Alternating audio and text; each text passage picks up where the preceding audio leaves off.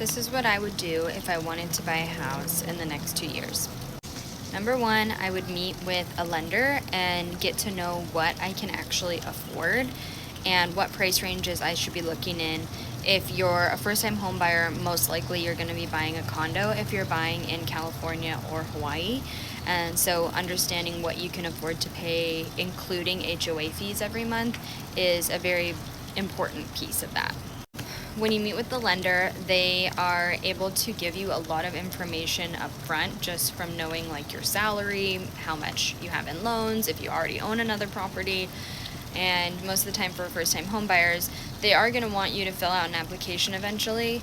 And if you do fill out an application but you're worried about a pull on your credit, just ask them not to do a hard pull, and they can still get you this precursory information to show you what you can actually afford and how much you're pre-approved for. Usually you're pre-approved for more than you can or want to pay per month.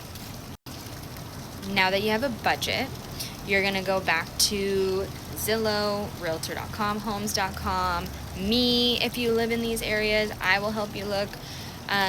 And you're going to start narrowing down the spots that actually apply to you within your price range. A couple other things you also need to narrow down is location, and you need to make a list of your needs and your wants.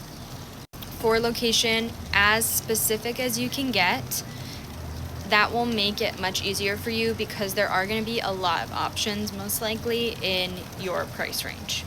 So if you know that you want to live in Kaimuki or Punch Bowl, you can narrow it down to that little area.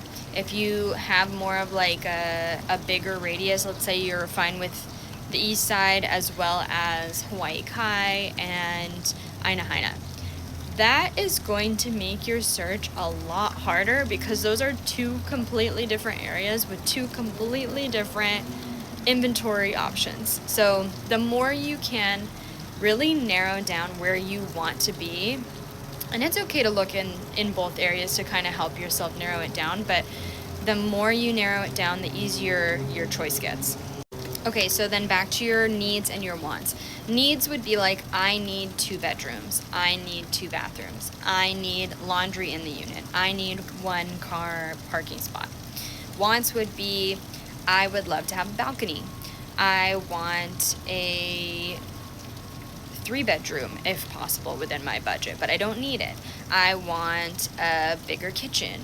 These are all things that you can live without, and we'll continue looking for those things. But if you didn't find something that had all your wants,